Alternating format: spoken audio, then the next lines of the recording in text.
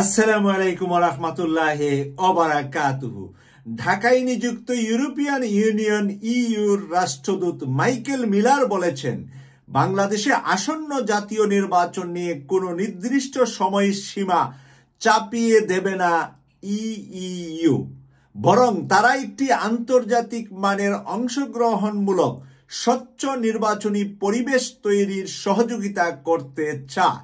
প্রদর্শক, যারা খুব দ্রুত সময়ে নির্বাচন চান তাদের ভারতীয়দের গরম ভাতে পানি ঢেলে দিয়েছেন আজকে সম্মানিত রাষ্ট্রদূত। ইউরোপিয়ান ইউনিয়নের রাষ্ট্রদূতের এই বক্তব্য থেকে বোঝা যাচ্ছে যে লম্বা সময় নিয়ে বাংলাদেশে নির্বাচনের পরিবেশ সৃষ্টির পক্ষে ইউরোপিয়ান ইউনিয়ন। আমি বিস্তারিত নিউজটা আপনাদের সামনে তুলে ধরলে আপনারা বুঝতে পারবেন। সোমবার 5 মে জাতীয় প্রেস ক্লাবের এক অনুষ্ঠানে তিনি এসব বিষয় নিয়ে কথা বলেন। রাষ্ট্রদূত মিলার বলেন, জাতীয় নির্বাচন কবে অনুষ্ঠিত হবে তা একান্ত বাংলাদেশের জনগণ এবং সংবিধান অনুযায়ী নির্ধারণের বিষয়। আমরা কারো উপর কোনো নির্দিষ্ট সময়ের মধ্যে নির্বাচনের আয়োজনের চাপ দিচ্ছি না। কারো উপর কোনো নির্দিষ্ট সময়ের মধ্যে নির্বাচনের চাপ দিচ্ছেন না। ইইউর রাষ্ট্রদূত বলেন, নির্বাচনের সময় বাংলাদেশের জন্য অবশ্যই গুরুত্বপূর্ণ। বাংলাদেশের জন্য একটি গুরুত্বপূর্ণ নির্বাচনের সময়, তবে আমরা মনে করি সময়ের চেয়ে বেশি জরুরি একটি সুষ্ঠু অংশগ্রহণ এবং আন্তর্জাতিক মানের নির্বাচন।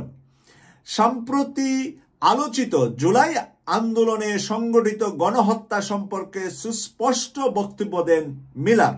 তিনি বলেন, জুলাই গণহত্যায় যারা অভিযুক্ত তাদের বিচার অবশ্যই হতে হবে, তবে সেই বিচার প্রক্রিয়া হতে হবে পুরোপুরি স্বচ্ছ ও আন্তর্জাতিক মানসম্মত। প্রদর্শক, এখানে লাগিয়ে দিয়েছে নির্বাচনের আগে আলোচিত জুলাই আন্দোলনে সংগঠিত হত্যাকাণ্ড সম্পর্কে সুস্পষ্ট বক্তব্য দেন মিলার। তিনি বলেন, জুলাই গণহত্যায় যারা অভিযুক্ত তাদের বিচার অবশ্যই হতে হবে। এখন বিচার অবশ্যই হতে হবে।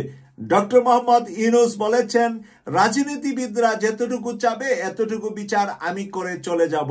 এবার ইউরোপিয়ান ইউনিয়নের শক্তিশালী আমাদের উন্নয়নের অংশীদার সেই বিশাল ইউরোপিয়ান ইউনিয়ন বলছে যে এই জুলাই গণহত্যাকারীদের বিচার অবশ্যই হতে হবে।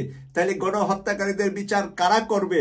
বিএনপি করবে, জামাত করবে, এনসিপি করবে, নাকি ডক্টর মোহাম্মদ ইউনূস করবে?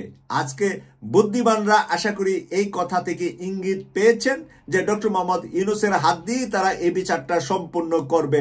কোনো রাজনৈতিক দলের হাতে দিবে না, কারণ রাজনৈতিক দলের হাতে দিলে আর এই বিচারটা হবে না। তারা যেহেতু আমাদের অংশীদার, উন্নয়নের অংশীদার, তাদের কাছ থেকে আমরা অনেক অনুদান, অনেক কিছু পেয়ে থাকি। বাংলাদেশের নির্বাচনে তাদের সবসময় একটি প্রভাব বা তাদের একটা পরামর্শ থাকে। সেই জায়গা থেকে আমার মনে হয় যে এই পরামর্শটা স্পষ্ট হলো যে আগামী নির্বাচন শেখ হাসিনা সহ তার দোসরদের বিচারের পরেই হবে। এখানে আরো যা লিখেছে, মাইকেল মিলার বলেন, আমরা অন্তর্বর্তীকালীন সরকারের কাঠামোগত সংস্কারের সমর্থন করি। এবার বুঝতে পেরেছেন দ্বিতীয় লাইনটাই। মাইকেল মিলার বলেন, আমরা অন্তর্বর্তীকালীন সরকারের কাঠামোগত সংস্কারের সমর্থন করি। কাঠামোগত সংস্কারের সমর্থন তারা করে। কি সংস্কার? সেই সংস্কার নিয়ে বিস্তারিত আলাপ ইতিমধ্যে আপনারা নিজেরা প্রত্যেকেই জানেন। তবে বিচার ও আইন শৃঙ্খলা সংক্রান্ত যে কোনো প্রক্রিয়ার ন্যায্যতা ও স্বচ্ছতা বজায় রাখা জরুরি। ন্যায্যতা, স্বচ্ছতা বজায় রাখা জরুরি। আর জুলাই গণহত্যাকারীদের বিচার অবশ্যই করতে হবে। এই কথা দুটার ভিতরে অনেক বিশ্লেষণ করা যাবে। এবার লিখেছে, বাংলাদেশের বর্তমান আইন শৃঙ্খলা পরিস্থিতি নিয়ে উদ্বেগ প্রকাশ করে ইইউর রাষ্ট্রদূত বলেন, আইন শৃঙ্খলা এখনো বাংলাদেশের জন্য একটি বড় চ্যালেঞ্জ, তবে আমরা ইতিবাচক দৃষ্টিতে দেখি যে পরিস্থিতি উন্নতির পথে আছে। প্রিয় দর্শক, এটা হলো গুড নিউজ যে উচ্ছৃঙ্খলা করার জন্য চেষ্টা করছে, দেশকে উত্তপ্ত করার জন্য চেষ্টা করছে, কিন্তু সেই উত্তপ্তকে কন্ট্রোল করে সরকার এগিয়ে যাচ্ছে। অন্তর্বর্তীকালীন সরকার তা কন্ট্রোল করে ভালোর দিকে এগিয়ে যাচ্ছে। এটা তাদের দৃষ্টিভঙ্গি এবং তারা এটা ভাবছেন এবং দেখছেন। প্রিয় দর্শক, আজকের এই আলোচনা থেকে গরম ভাতে তাদের পানি পড়েছে যারা দ্রুততম সময়ে নির্বাচন চাচ্ছে।